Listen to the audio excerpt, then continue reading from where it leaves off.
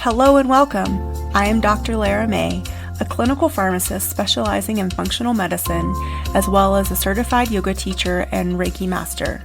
I run a truly integrative health coaching practice encompassing functional medicine lab testing, yoga and meditation, and a sprinkling of Reiki energy medicine. Join me here on Light Body Radio to break through your health plateau and come into alignment with your natural vitality.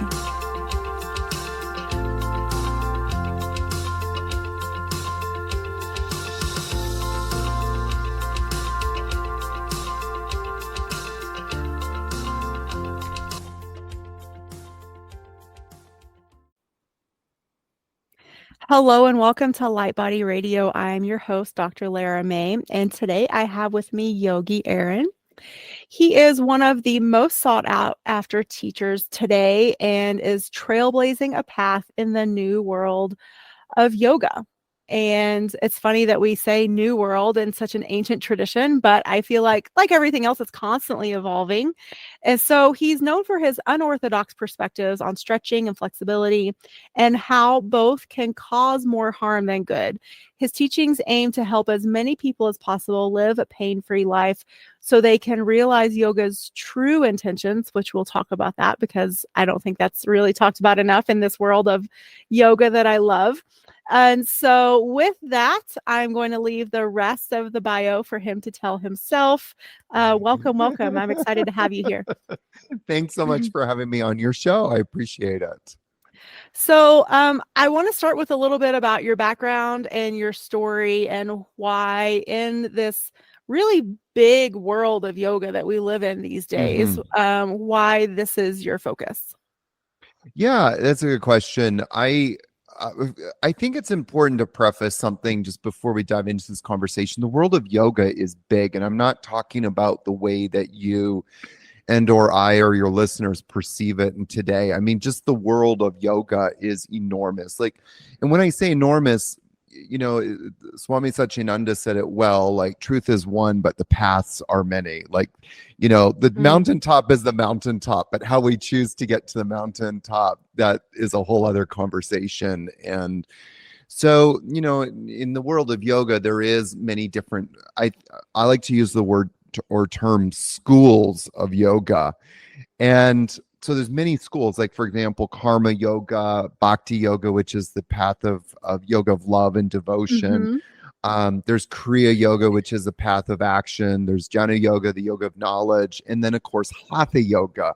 So what a lot of yoga teachers have done is they've taken this idea of hatha and then completely reinterpreted it. And where I think that we've really gone off the rails is that a lot of us in the yoga world tend to forget what yoga really is about.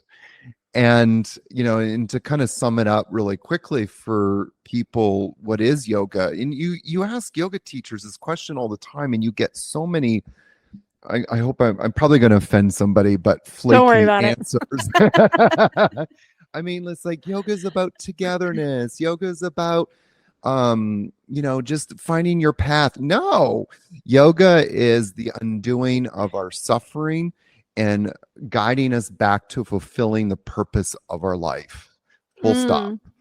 And but then of course, how we do that is, a bigger statement, obviously, because all of us are at different points on that journey. And that's the really cool thing about yoga, is that it meets us where we are and says, okay, you've got this going on, let's get to work. And this is how we get you back onto the path. And so we look at the Yoga Sutras, which is what a lot of us talk about, very few of us know about, which is the teachings of Patanjali. And it says right there in the beginning of the sutras that each of us have this purpose in life to fulfill, and that when we, in our truest nature, we have the capacity to fulfill that, but we somehow have messed it up. And that's Sutra 1.4 for your listeners who know the sutras a little bit. In Sutra 1.4, it's like we've messed it up and we are identifying with our small little self instead of our big self. And so the rest of the sutras is all about how to get back to that. And so I believe that if we're going to set the bar in yoga, in the yoga world, if we're really going to set the bar is, as yoga teachers, how do we get people on that? And if we're not doing that, then we're not teaching yoga. Well, I think so much of yoga is based in just the physical postures, Yeah. the asanas, the stretching. How flexible can you be? How far can Yeah. your foot go behind your head? All those things. Can I do a handstand? Yeah, or a headstand, or how long can I hold it without shaking or, showing vulnerability? But really, the whole point of everything I just mentioned Yeah. is to really like run the energy through your body so that you can come to a place of stillness and Yes. then meditate. Yes. And then what's the point of that? Well, it's funny, I was just on a different show before we started this recording today, where it was mainly about meditation. Yeah. And we talked about how like a happy side effect of meditation are lots of physical things, but the Yeah. main point of meditation is inner discovery. Yeah. uh, Finding that oneness with yourself and source, like some sort of self-investigation and Yeah. self-understanding.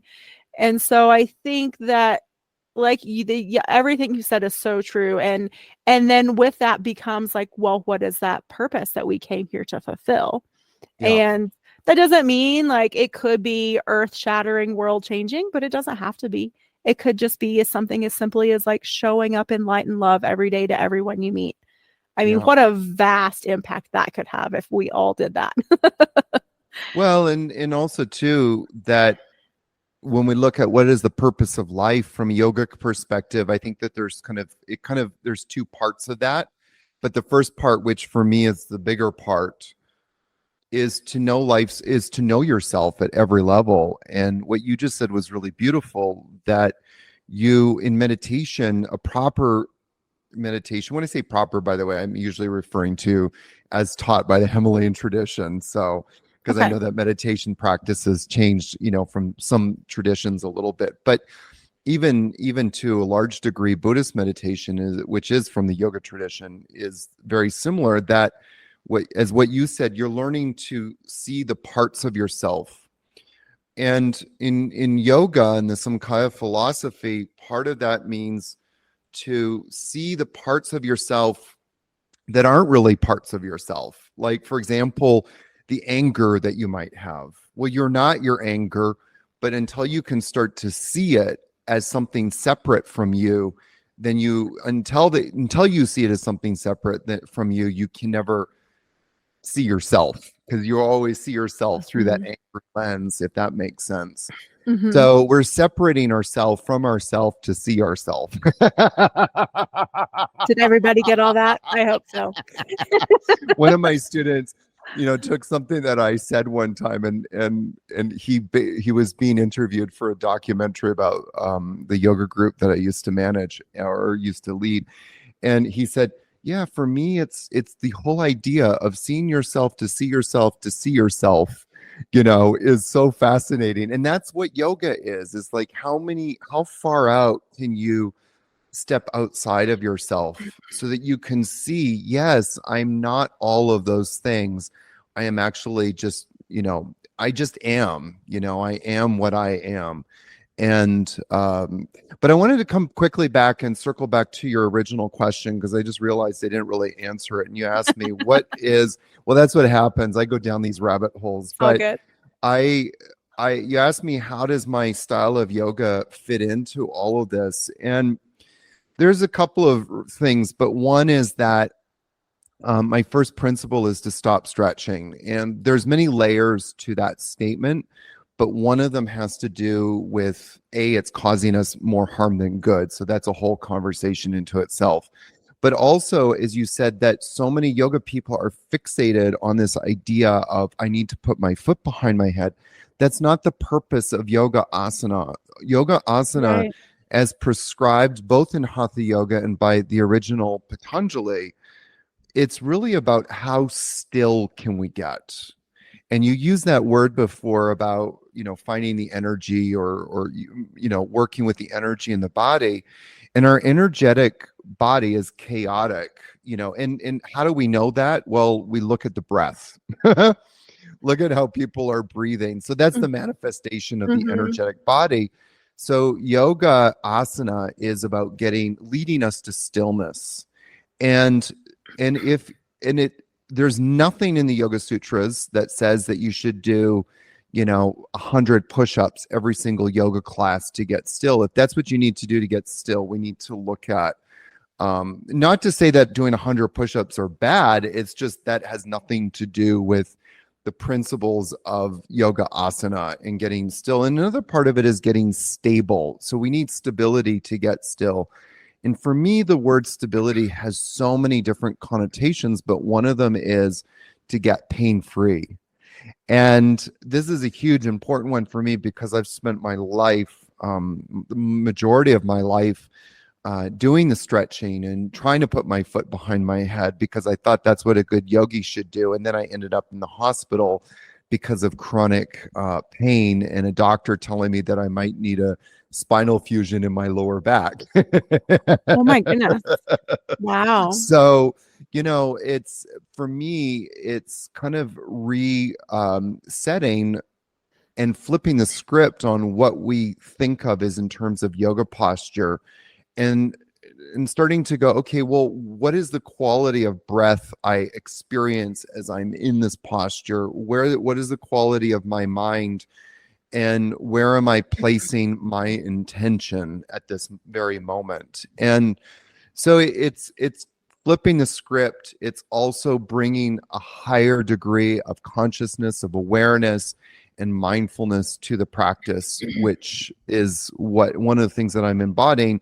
But also, as I mentioned earlier, to get people to become pain-free so that they, if we're in pain, we can't manifest life's purpose. If we're in pain, all we can do is think about getting out of pain. When I was in the hospital seeing that doctor, all I could think about was, my God, am I ever going to be able to walk properly again? That's all I could think about.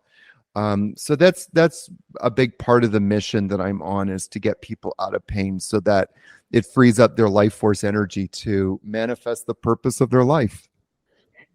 That's amazing. It's a fantastic mission and purpose because there are so many people in pain, whether or not they're yogis yet Yeah. or not. And I think, yoga can be so therapeutic, especially for newcomers. But again, yes, like having those teachers that are teaching the muscle activation, engaging those muscles around your joints so that they're supported, so that you're not overstretching the ligaments, overstretching the tendons and the muscles, and possibly tearing, stretching, straining, hyperextending, all the things that can lead to pain and or exacerbate if you're already in pain and working through a healing process. You don't want to go to a yoga class and then end up worse off than you were before you started.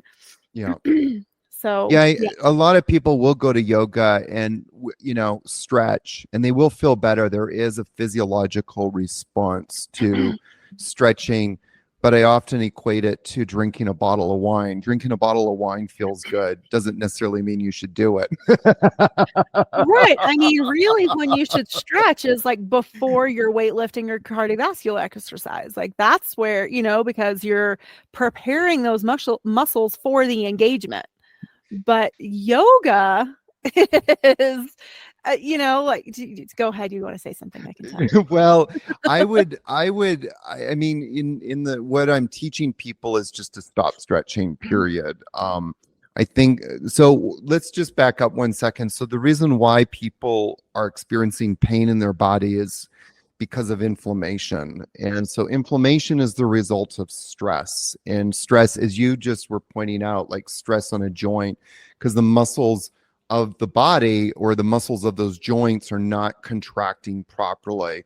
So what is the purpose of muscle function? Muscles work by shortening. They have to contract in order to support a joint or to move bones. And when they're not shortening properly, aka another way of saying that is stabilizing the joint, then the joint becomes stressed and the result is inflammation. And I just, from the work that I do, which is muscle activation, and working on getting the muscles activated at those joints, one of the things that I continuously see is that people become pain-free like very quickly. I have people coming into my programs, live programs that is, that I do, and with chronic pain, shoulders, lower back, hips, whatever, knees. And by day 5 or day 6, they're always out of pain. Like it happens all the time. And so why is that? Well, because we've A, stopped stretching, but also B, that we're focused now on getting the muscles to start turning on. So then the question is, well, why are muscles, what happens when we stretch? Well, when we stretch, just think about what I said was the purpose of muscle function is muscles need to shorten in order to contract, and they need to contract properly, contract and contract on demand to support those joints. So if the muscle is starting to lengthen, if we're forcing a muscle to lengthen, especially beyond its natural range of motion, then that's going to create intrinsically a stress in the muscle, which then has a detrimental effect in the neuromuscular response. And one of the words that I heard one person use one time, which I found fascinating, is a muscle. When you stretch a muscle, it loses its capacity, it loses its force output, meaning that it no longer is able to contract and contract on demand. So what we want to do is actually improve muscle function. And one of the ways to do that is through isometrics, bringing a muscle to its most shortened state actively and holding it there for a short period of time. So that's one of the things that you can do. But as soon as you stretch a muscle, it loses its force output, and it actually has reciprocal effects on other muscles as well. So for example, there's one stretch where you stretch your hamstrings, but what's really fascinating about that is any of the stretches you stretch your hamstring, it's going to actually have an effect on the opposite muscles as well, which is all of the hip flexors, and all the hip flexors also lose their force output, which then creates more instability in the body. Interesting. It is It's really fascinating. fascinating, yeah, because you really have to change your way. I mean, I know, like, from what I know about anatomy and physiology, that what you're Yeah. saying is true, but especially as an athlete being, Yes. for so long, stretch before you work out, stretch after you work out, Yes. like, and Yes. that's not even going into like yin yoga, No. what, which is very prolonged, Oh, and yes. can feel really good, Yeah. huge dopamine release, but Yes. Yeah. but I maybe mean, not the best I for had our structure. one of my students come and live at my yoga retreat for a month. Her name is Ginger. She's a big boned, tall lady and sweet as pie. And she's someone I've really helped a lot. And she was helping us out, like as part of her contribution to the community and living with us. And she was working in the kitchen. And one day, just before she went to the kitchen, she did this yin class where they held pigeon pose for like 5 minutes on each side, and then went to the kitchen to go to work. And her whole back seized up on her within an hour, because none of the muscles, in her glutes and in her lower back and hip flex, nothing was supporting the joints of her body. So, coming to one of the questions you may have is, your listeners may have, well, what do we do about tight muscles? Well, the body in Ginger's case tightened up. It actually went even further than that. It seized up. It went into that, seized up, contracted state where Mhm. sometimes some people have to take muscle relaxants to try and get rid of it. So the body, when it tightens up, it's a protective response by the neuromuscular system. If you're going to step out on ice, for example, what does your body do? You kind of slip a little bit, your body just kind of tightens up, it freezes up. Or if you get scared all of a sudden, your body tightens up. So Mhm. from our perspective, what we need to do then is go, well, what is causing the tightness? What muscles are not working properly that is causing let's use the hamstrings, for example. What muscles are not working properly that's causing the hamstrings to tighten up? And if we get the muscles working, then the tightness, it actually disappears really quickly. And then, of course, we have range of motion. So that's kind of how you start to improve range of motion, is by getting muscles to shorten properly, to contract properly, improve muscle function, and then you have more range of motion. Mm, yeah, that's interesting too, because a lot of people will tell you, oh, range of motion equals stretching. Yes, yes, yes. So now we know that's not true.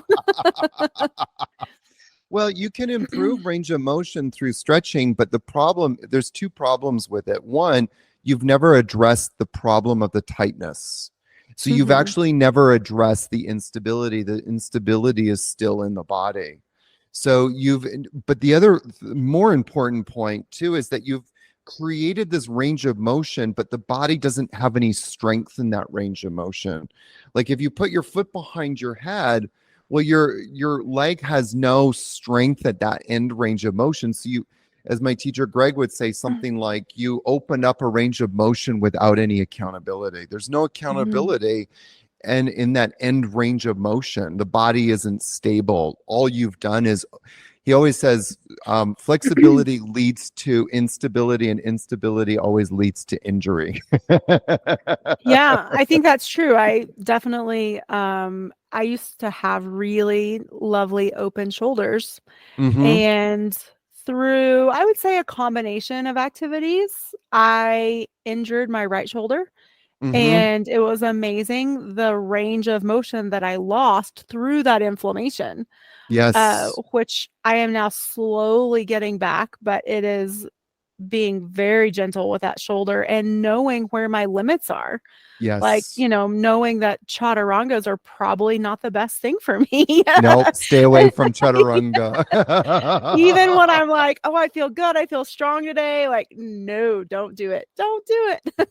Yeah, So, I mean, again, I mean, it sounds to me like you've developed a little bit or a lot, I'm not exactly sure, of a frozen shoulder. And so frozen shoulder, or tightness in the shoulder, that level of tightness, again, your body is guarding. And so the question then is, well, what muscles aren't working? And so, and a lot of that has to do with like traps, getting the pecs to start working properly. And then, of course, we're looking at different rotator muscles, but also, Dr. Laura, that you also want to look at your rotators. A lot of people develop shoulder problems, and it very seldom has to do with the shoulders. It actually is coming from the trunk and spine stabilizers. So, like my teacher Greg tells this story quite often about how he worked on this golf pro. And so this golf pro came to him and was like, hey, my shoulder is frozen. Is there anything you can do about it? Well, Greg checked him, and the none of his rotators in his trunk and spine were working. So his obliques weren't working, his TVA, none of them were working. And once he got the trunk and spine rotators working, all of a sudden movement started happening in the shoulder. And so, what is that telling you? Well, if the trunk and spine rotators aren't working, you think about how a golfer has to kind of rotate their body and, lift the club up. Well, if the stabilizing muscles of the body, of the trunk and spine, the torso isn't working properly, mhm. all of that stress is now going to the shoulder. And then soon the body goes, nope, no more. And then it freezes up, it tightens up, it seizes up. Right. It's like if you can't take care of me, I'm taking myself out of this game. I'm checking out. Yep, yep. Yeah. Well, your approach is called applied yoga anatomy plus muscle activation. So it's AYAMA. I love that. Is that how Yes. you pronounce it too? Or Yeah, yeah, yeah. yeah, Ayama. yeah, That's exactly AYAMA. correct. Yeah. So and I'm sure this must have been like an evolution over time, like developing and not only like seeing what's happening with your students as you Hmm. teach over years, but then also like thinking about, okay, well, now how do I build this system as sort of like a counter response, but also, like you said, helping people get out of pain, but also probably, I would imagine, self-protection, like not go to the pain place to begin with. Hmm. Yeah, it's definitely been an evolution. My background, after I ended up in the hospital and got out, one of the biggest kind of realizations I had was I didn't know anything that I thought I did. I thought I had all of this anatomy and physiology knowledge, and I realized I really didn't know bupkis about the body. And so that kind of led me into studying muscle activation technique, which I've referred to my teacher a few times. His name is Greg Roskoff, and he's a creator of muscle activation technique. And it was then and there that I started to learn and understand how muscles work Mm-hmm. and how muscle function is supposed to be in the body, and understanding how to improve muscle function. And the problem with muscle activation coming in as a yoga teacher is, first rule, stop stretching. But also, how do I start to bring this into the yoga world? And so that, as you said, evolution, I got into the whole like evolving it into bringing it in for yoga people. And originally, I was just going to do it in house, like just for my own students. And then I also quickly saw, like, well, there's just so much misinformation in the yoga world. Yoga teachers literally make up stuff. Not just yoga teachers, we also see this in the fitness world, and Mm-hmm. even physical therapists sometimes do it. And so I just kind of made the decision I need to start bringing this into a bigger realm, and that's sort of how the whole AYAMA thing came about. It stands for Applied Yoga Anatomy and Muscle Activation. So the applied part was, how do we bring anatomy and make it more experiential? It's one thing to talk about our trunk rotators. Now where are they? What are they? What are they doing? And how do we activate them?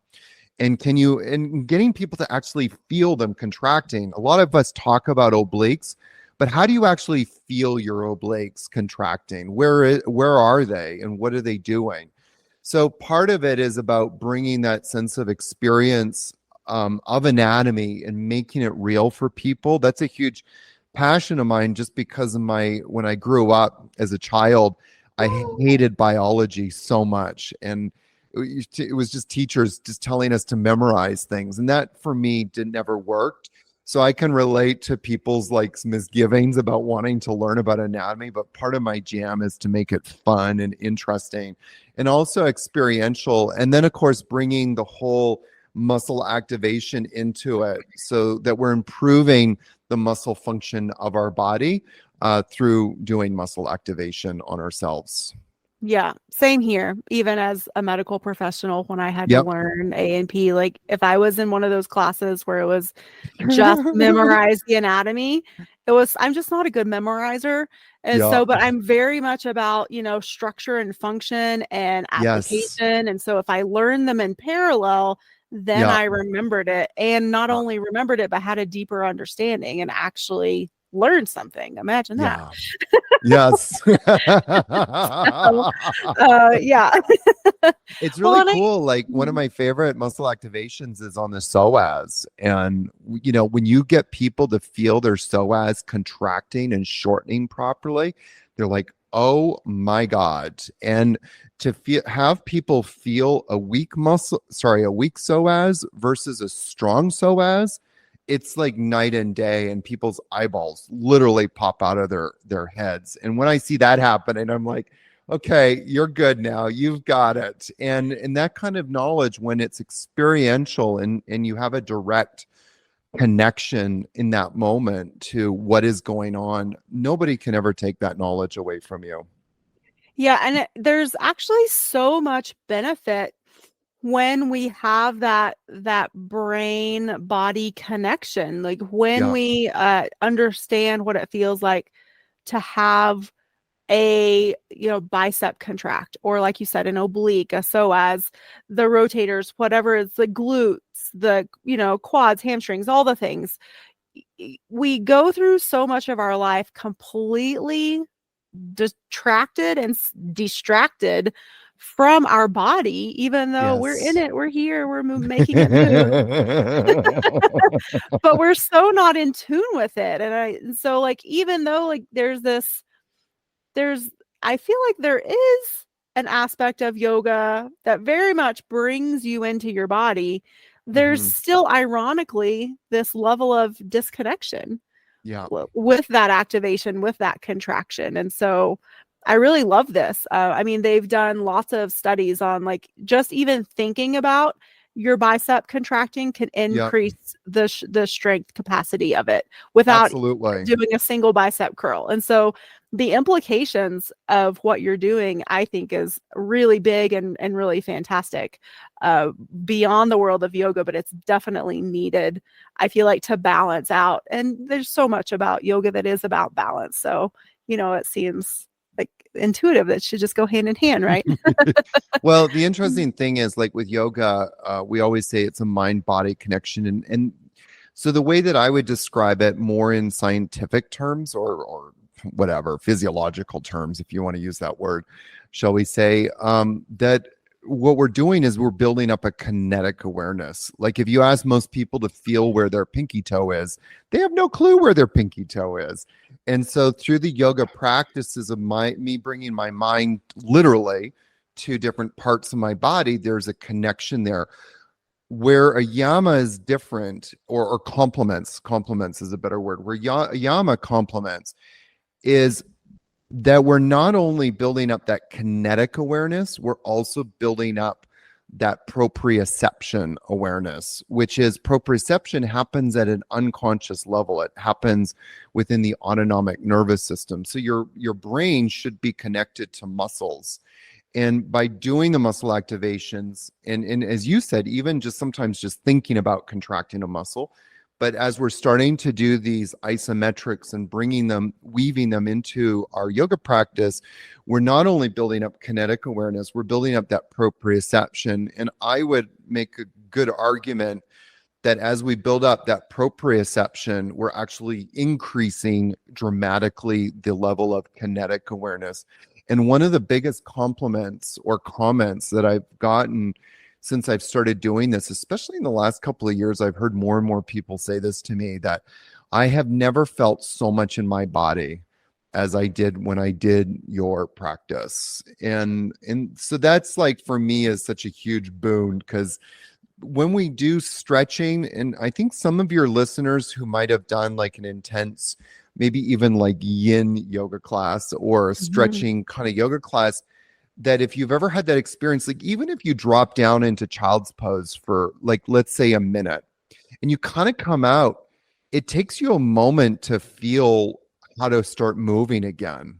Mhm. If you do a lot of stretching, it takes, especially if you hold them for a long period of time, it takes a moment for you to kind of recalibrate, literally to recalibrate. Oh, I don't feel like I can move safely, or I don't know where my body is.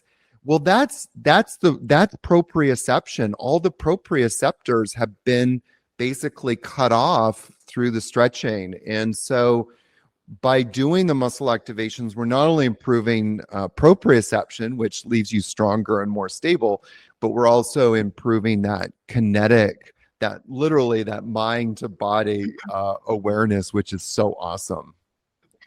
Do you recommend that this be a daily practice, or is this something that you sort of like will sprinkle in like your normal flow, or like how does this work itself in? That's a loaded question. Oh, sorry. Well, you kind of asked about three or four different questions there. I do tend to do So, that too. I apologize. so to answer the first question, muscle activation, start doing it every day. 8 minutes of muscle activation a day can change your life. Now, if you can do more, do more. There's some that I do, and I usually find, like, if I can spend at the minimum 8 to 15 minutes a day, and it doesn't, 8 to 15 minutes goes by very quickly. If you just lie Mhm. down and do a couple of things and you look at the clock, you're like, oh my goodness, 20 minutes already went by. So 8 to 15 minutes a day is not that much, but it will start to change your life. A lot of the videos, support videos that I have out there are somewhere in that time frame, 10 to 15 minutes. So it just will change your life. Now, how do you weave this into a yoga practice? There's a couple of ways. The first step, though, is to stop stretching.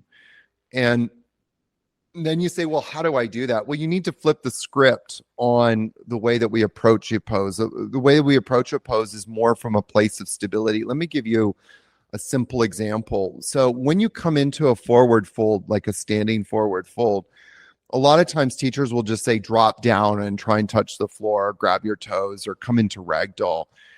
But the way that I would set that up is a little bit different. Number one, whenever we're coming into forward folds, we want to really try to keep the spine in extension, meaning we want to elongate the spine rather than allowing the spine to always round. And so if it starts to round, you're actually going to, most people have disc herniation issues. It's one of the biggest problems in modern world today, just because the way that we sit at either at our computer or smartphones. So we want to get the spine in extension, number one, and number two, only come 30%. And then you say to me, well, Yogi Aaron, that's not really a forward bend. Actually, it is. You're actually working on engaging all of your trunk flexors. A lot of your spinal extensors are also engaging.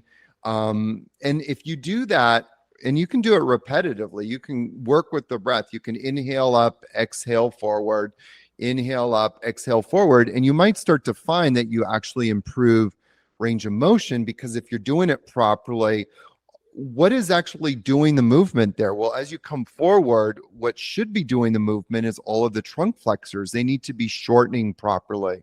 A lot of people think that inflexibility is because people have tight hamstrings and tight backs. Well, the tight backs is a symptom of the trunk flexors not engaging properly. So we get those engaging properly. So that's the second way. And then the third thing that I would kind of say is I sprinkle muscle activations throughout all my yoga classes. So in any class that I do usually somewhere between 5 and 8 muscle activations. But I've also figured out ways to bring them into different poses. So you can do different poses and you can still apply like the muscle activation principles into it.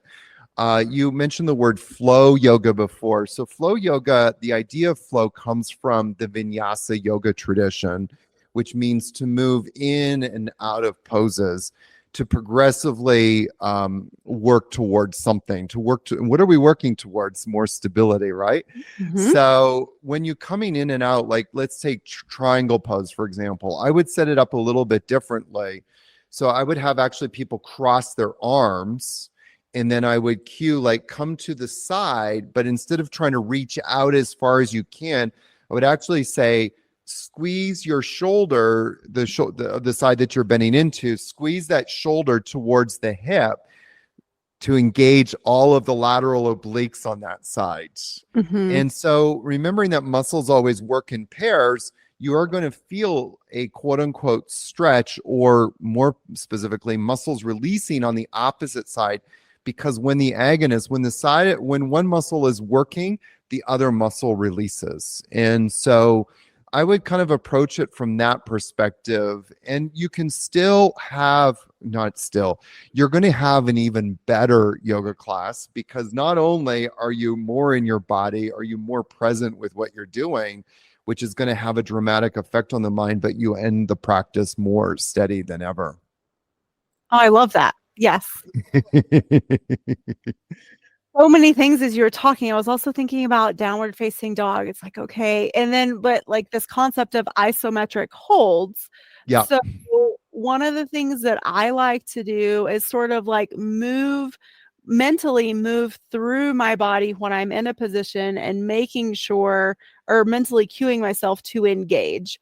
Sure. So, so I don't know whether you like to start from your hands or your feet, but, engaging the palms and the fingers, and then working Yes. your forearms, and again, like upper arms, shoulders, Sure. abdomen, trunk area, and then quads, because when you engage your quads, it releases your hamstrings, right? So Yeah. So similarly, is that like, Yeah, I would say I bring all of it to the table.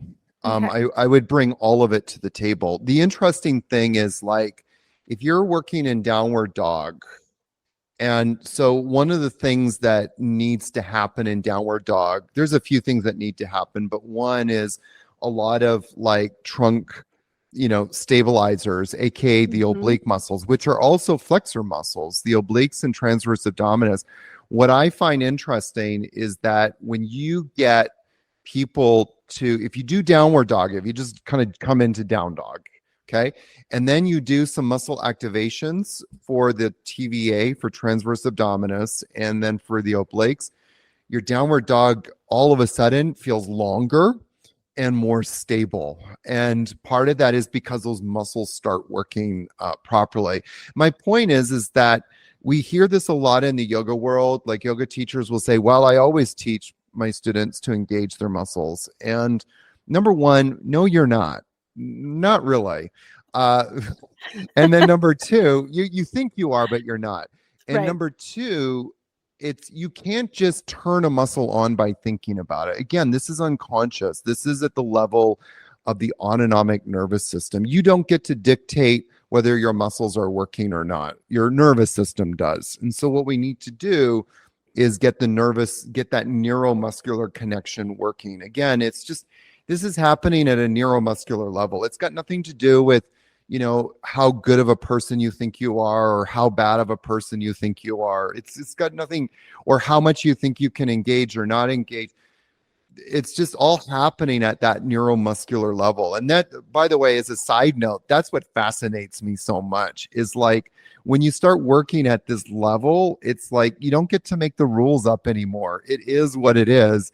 And all we can do is then come in and improve that communication system. That's always my question. How do I improve the communication system of this neuromuscular system within the student so they leave stronger and their muscles are able to contract on demand Hmm. properly? So I love it. Fascinating, fascinating. I'm a little blunt in some of my No. responses, Yeah, I um, love it. but I think that there's a lot in the yoga world that we need to, have more honest conversations about. Yeah, for sure. Yeah. Because, like you said, well, those teachers say, well, I always teach, muscle engagement. Well, how? Yeah, Show yeah, or tell me how. Because, yes. yeah, you can't just say to someone and then, like, oh, they magically understand. Yes, Yeah. yes. Well, there's also that factor too, right? I give you, one of the things that used to always annoy me was people would say to me, like, Aaron, you're not engaging your core. In 25 years, I never had anybody teach me how to engage my core. I never had anybody they would always say, engage your core. How? What am I Yeah. What does supposed to that do mean? differently? What does that Yeah. even mean to engage your core? When you do my AYAMA practice, you'll engage your core. You feel it very strong. And part of that again is just proprioception. It's like I could never find my core muscles until I learned how to activate them properly. And so Yeah. it's building up that proprioception, which then builds that into that kinetic response as well. Yeah, I have a fabulous chiropractor that also practices muscle activation technique. And I will never forget when I first started working with him, he put his finger like right on the piriformis and he Oh was like, yes. engage. And I was like, and I like grabbed my abs or like I did something and he's like, Yeah. nope, that's not it. He's like, engage this Yeah. one. I was like, okay, you got me. How do I do this? Yeah. So, but that's the magic of this approach and this technique is that it brings awareness to where you're not actively engaging, you're not Yeah. actively contracting and and then, sort of brings the light and awareness to it so that you can and you Yeah. do, and then, you feel and reap the benefits of that. So, Absolutely. Absolutely. It's yes. like turning a light bulb. It's like turning a light switch on. It literally is like that. Like one moment you asked you when I do my muscle activation, we learn how to do muscle testing. So Hmm. I can test, specifically, I can test all your muscles specifically and see if it's working or not, like AKA your psoas or your thigh muscles, your rectus femoris. And I will sometimes tell people like, hold this here, and they can't. And then I do, I get to do the muscle activation with them. I come back and I say hold, and then all of a sudden they're like, I'm not even trying, and I can hold it there. Hmm. And it's as simple as that. It's like literally turning the light on in the muscles, and all of a sudden it's like, oh my God, there it is. And I don't even, I can be effortless. There's a sense of effortless stability, which is so awesome. Yeah. Yes. Well, tell everyone where they can find you. And we didn't talk about your book. So let's talk about your platform, your book, all the good things. So you Absolutely. I start want to wherever you invite want. people to go to yogiaaron.com, and I hope you'll put it in the show notes if Absolutely. people forget it. And it's yogiaaron.com. There I have a ton of free stuff. There's a 7 days to becoming pain free there. People can also access my book, which is called Stop Stretching: A New Yogic Approach to Master Your Body and Live Pain Free. And one of the things I'll just mention, because you and I are I think very similar in the way that we learn things, and so much of my book is dedicated to people like us who that will give you like real solid anatomical information, but then show you how to apply that. So a lot of there's probably about, my book is about 25% theory, but it's 75% practice. Hmm. And so there's a lot of different practices, exercises in there, as well as routines that people can do. And so between the Pain Free series and my book, it's such a great complement. And then you get plugged into the world of muscle activation and Yogi Aaron. Fantastic. And it'll help my shoulder. Absolutely. We could get that Yeah. shoulder business fixed very quickly. Yeah. It's doing a lot better, but I feel like it's been a long road. It's definitely been like I'm on like year 2 now of No, that's not right. of being away from my baseline, like like where I started. So yeah. But I Oh, feel like there's a lot of self-learning that, there's a journey within that too. yes. So it is Well, what it one is. thing is stop stretching it, but also, Mm-hmm. look at, like, again, what muscles aren't working and what isometrics can you do, and get those muscles working, but also look at the rotators. I'll put in another quick plug, because on my YouTube channel I have a neck series and neck and shoulder series, and I would strongly suggest you check that out. Each of the Mm-hmm. days is Okay. 7 days to becoming Mm-hmm. pain free in your neck. And even though it's related to, like, the topic for that series is your neck, it's all shoulder stuff, because what supports the neck is the shoulders, and what Mm-hmm. supports the shoulders is your torso. So it's a very complete program to start addressing all of these instabilities in the body. And that would be a perfect series for you to start getting into, plugged into. Awesome. I'm in. Fantastic. All right. So we've got your platform and we have your Yes, website, yogiaaron.com. You're obviously on YouTube then. If I just type yes, in Yogi Aaron, you'll pop up. absolutely. Okay. Your book, which is on your website, is your book on Amazon too? Yes, yeah, yeah, Okay. that's where it's available.